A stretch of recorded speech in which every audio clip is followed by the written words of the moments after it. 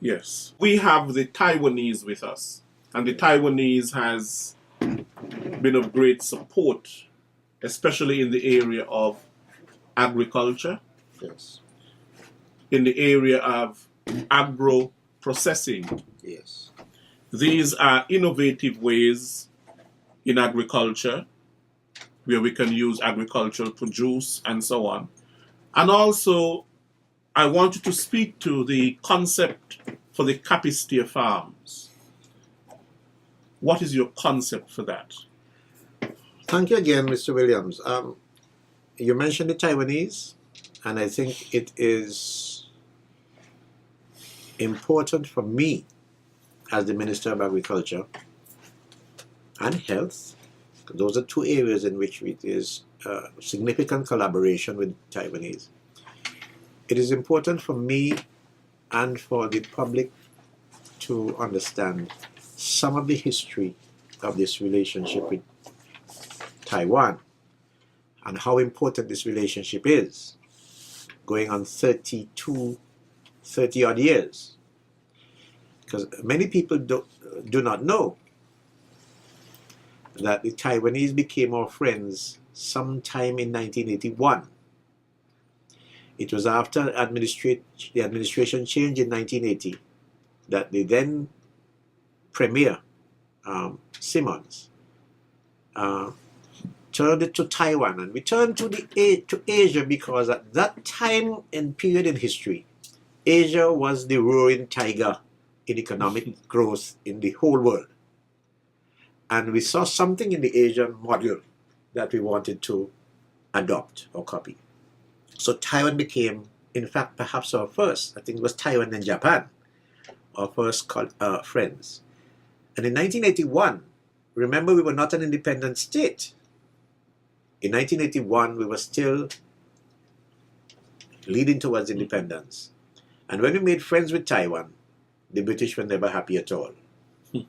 The British actually tried to chide Prime Minister Simmons at the time to let him know that they were responsible for external affairs and defense. But of course, we never bothered with the British. They were not going to tell us how to run our nation. And I'm glad Dr. Simmons stood up at that time. And what happened was, we became an independent nation on the 19th of September 1983. And by October, we had formalized diplomatic relations with Taiwan. This is an important relationship, I want people, which has transcended two or three governments, the PAM administration and the Labour administration, and now unity.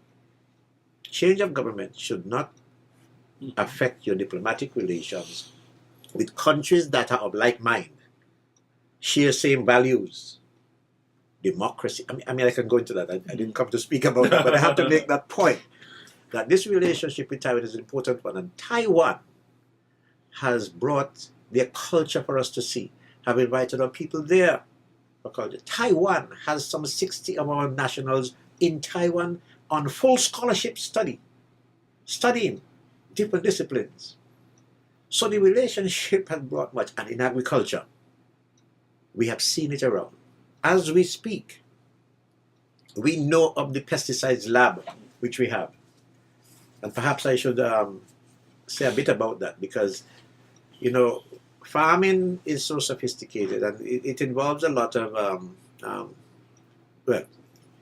chemicals are used on some occasions, certain types of chemicals, and we believe that it's important for us to know what chemical content is in our soils, and maybe seeping into the food that we eat. And so for that reason, Taiwan has come on board and has assisted us with some sophisticated equipment, and also trained two or three people in Taiwan who are there working right now at our pesticides lab. One of their roles is to test the soils. So you can have, each of the farmers can have the soil tested in where they're going to plant to determine the level of pesticides in the soil.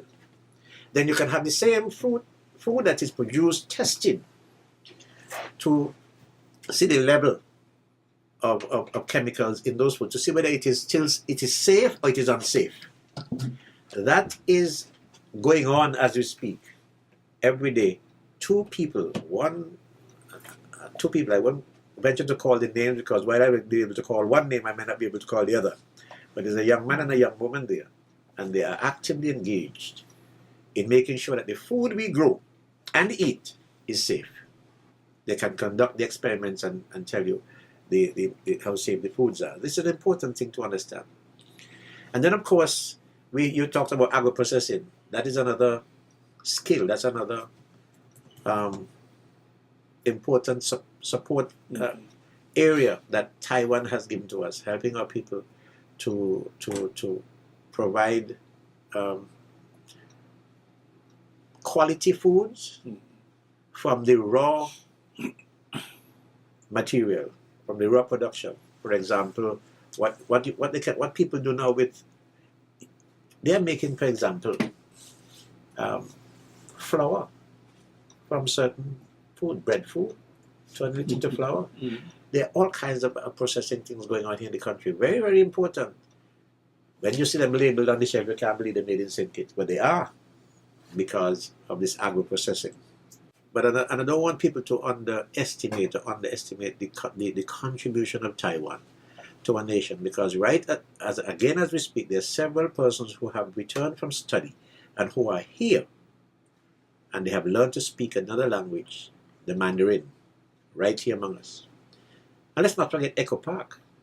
Taiwan has put that Eco Park down there, which is a modern facility that can add value to not only to our tourism product, but also to agricultural diversification product as well.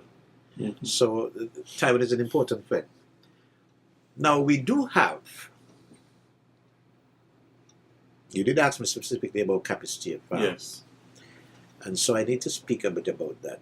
It is still a bit murky as to how the capacity of farms operated, because in a way it operated more outside of the Ministry of Agriculture than within, more out of the office of the Prime Minister and Sustainable Development.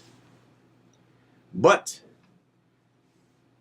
that mushroom, that actually came from the concept where 70 acres was a former Prime Minister of Dominica. And when that was not pursued, then we actually heard about capacity of farms. It is 113 acres of farmland. Maybe about 100 acres, 110 acres might be usable. The others might be, may not be able to produce the kind of goods. But 113 acres. But what it was intended to do certainly has not been met, in my view. It was supposed to be the model farm to which people can turn and say, look, because of what we're doing on this farm, we know what it costs to produce item A. We know what it costs to produce item B, or item C. It could give all of the data to the prospective farmer who is building a project to develop his own farm. It has not satisfied that. In fact, it was being funded principally by SIDF. And as you know, $1.4 billion was whacked out by the government in a very short time. So that SIDF is, you can't hold on to SIDF to fund all of these things that the government was funding in the past. And so what has happened is that capacity is there in a position where it has not delivered what was planned. And the question is, what do you do with capacity of farms? My ministry believes that the time has come, if it cannot deliver on its promise, for there to be a focus on at least two key products. I am pushing my team to consider expanding pineapple production, because there's a great gap, a deficit, in the quantity of pineapples we consume in St. Kitts and what we grow. And further, to be able to produce so much more pineapples so that we can ship to St. Martin. That's one. Two, I'm pushing my team to consider the development of several acres of cassava. I want a focus on cassava because the time has come for us to stop importing flour. I know that some of it is done in the Caribbean, but we must put a quantity of cassava in our bread.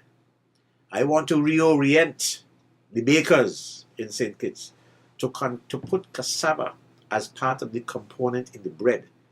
We have to begin to encourage our people to use local. Everything we seem to want to import.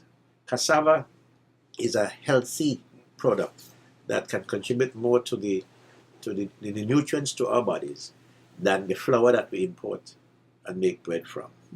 And so that it will take a while, forgive me, but it's a reorientation where I want to wake up, and I hope I could wake up one day and see on the shelf that there is bread by that bakery, which is 60% of its content is cassava flour. That's basically what I want to see, and that's where and while I talked about two products, we're doing it a step at a time, because you can't do everything at the same time. You have to take your time and make sure that what you're doing impacts and you deliver. So that's the focus on, and I hope I can do all that on Capacity Farms. Let's put it that way. So with the kind of work we need to do, if we can do it on Capacity Farms, great. If not, I'm going to find the land somewhere else and do it. The cassava has got to be grown. Now, Minister, you mentioned about pineapples and so on. Yeah. Now, one of the things that I noticed when I studied in Jamaica for a number of years is that they really don't import much juice, you know. Everything They is have local. local juice, freshly squeezed juice, true juice, and so on. You talked about studying Jamaica. But you know what it would be a good thing? For all those youngsters who studied in Cuba to bring the experience that they gained in Cuba to bear on our consumption in St. Kitts, because that will transform the country. Because Cuba understands how to live with what they have and not to rely on importation from. So you're absolutely right. So probably we need to go in more in that direction of becoming self-sufficient rather than having this huge import bill. That is the ideal situation. Now, listen, if we're going to be importing from outside, we need foreign exchange. One of the foreign exchange earners was sugar. That's gone. What have we replaced it with? So we have to produce goods that we can market outside to get foreign exchange so that we can buy. We don't want to be in foreign exchange deficit, so we need foreign exchange. And to be able to get that, we have to produce. It is true that contributing to our economy is manufacturing significantly. That is true. Tourism has its place as well. But ultimately, productivity. I know you understand the importance of productivity in a nation. Production is the all-important ingredient. Production of whatever kind. But here, in my case, I'm speaking on the agriculture. Production in agriculture is an important element for sustenance of our people as well as exporting to get foreign exchange. Okay.